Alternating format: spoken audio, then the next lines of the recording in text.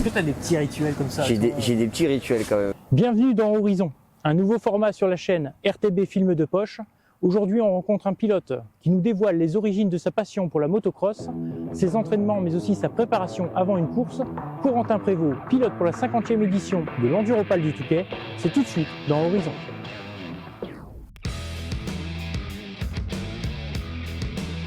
Alors, Corentin, bonjour. Bonjour. Merci de nous recevoir. Pas de souci. Est-ce que tu peux te présenter rapidement? Alors moi je m'appelle Corentin Prévost, j'ai 27 ans et ça fait à peu près 1 an et demi que je fais de la motocross. Et donc tu t'entraînes souvent ici à Longue Plage, hein? Alors oui, quand j'ai le temps, moi je viens ici généralement les week-ends, des fois en pleine semaine aussi, pour pouvoir m'entraîner un petit peu et essayer de m'améliorer pour les courses du CFS. Comment tu t'es mis à la moto? Qu'est-ce qui t'a donné le déclic de te mettre à la motocross? Alors moi ça fait un moment que je voulais faire de la moto plus jeune. Malheureusement mes parents n'avaient pas forcément les moyens d'acheter les équipements et de la moto. Donc après vu que j'ai évolué et que j'ai eu un travail, je me suis lancé dans la moto et ça m'a plu donc je suis resté dedans, quoi. Qu'est-ce qui t'attire dans l'enduro du Touquet et surtout pourquoi participer à cette 50e édition?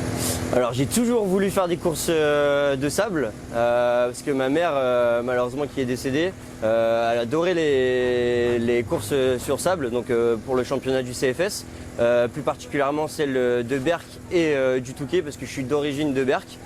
Et du coup nous on traversait toute la plage à pied pour aller jusqu'au Touquet pour voir cette course qui est mythique. Ici à Longue Plage, comment ça se passe réellement les entraînements? Comment se déroule une journée? Alors une journée type à Longue Plage, c'est déjà on se lève très tôt quand même, on va dire généralement vers 6h30 du matin pour pouvoir prendre la route vers 7h.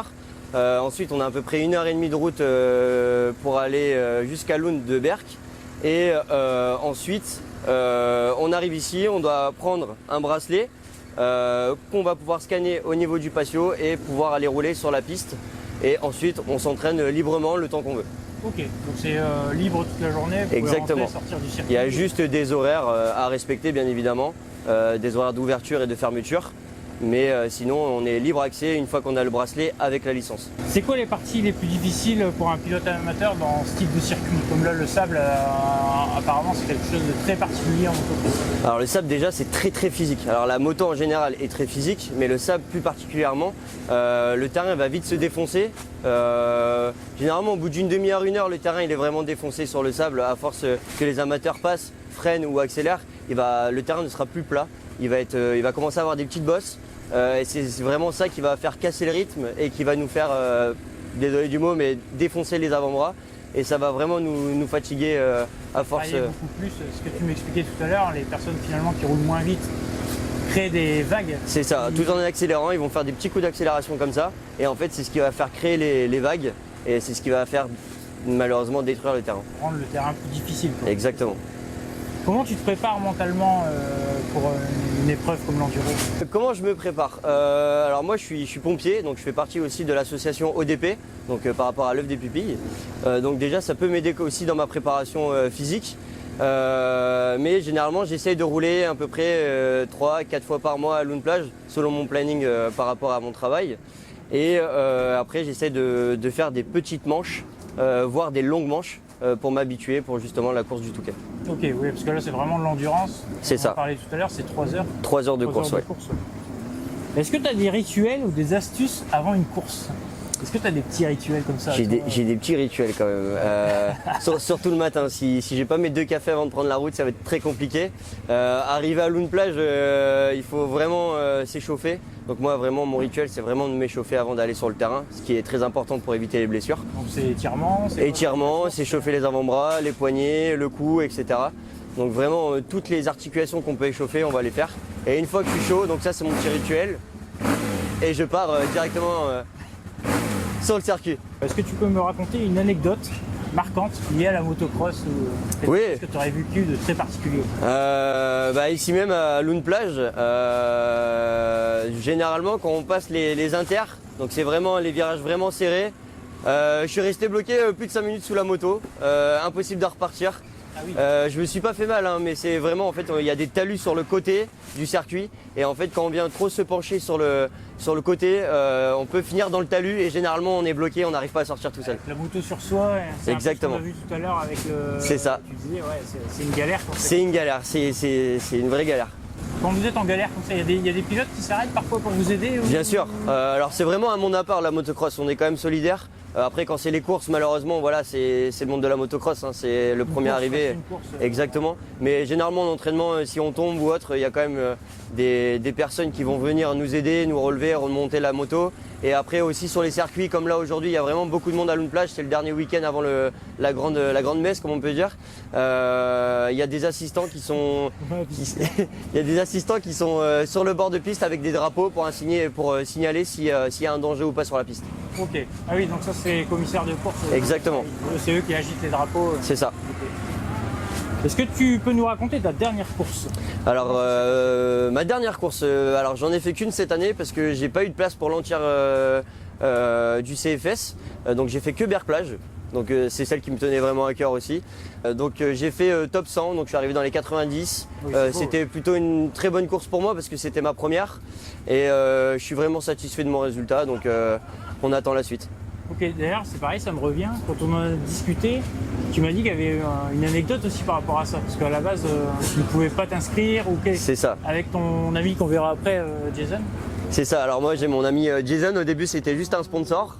Moi je suis allé dans son restaurant pour me faire sponsoriser, parce qu'on sait tous que la moto revient très très cher. Et au fil du temps, du coup je me suis inscrit pour la course de Berck, et malheureusement j'ai pas eu de place. Donc j'ai demandé à Jason, vu qu'il a des connaissances dans le monde de la moto entre guillemets, qu'il connaît quelques personnes, s'il pouvait faire quelque chose pour moi, et grâce à lui j'ai pu réaliser mon rêve de faire la course de Berck. Et c'est en une grande partie grâce à lui que j'ai pu faire cette course. En plus bien positionné, donc c'est ça. C'est le top. En parlant de position, tu vises quoi pour l'enduro du ticket? Alors je pense que j'aimerais bien faire top 300. Je pense que pour une première c'est quand même dur. Mais on va tout faire pour essayer d'arriver dans les 300, oui, ça serait bien. Belle place. Belle place. Un mot pour quelqu'un qui souhaiterait un jour participer à l'enduro Alors il faut jamais perdre espoir parce que les inscriptions c'est vraiment une galère. Cette année on était plus de 10 000 limite à vouloir s'inscrire à cette course mythique. Et moi j'ai eu de la chance d'avoir ma place.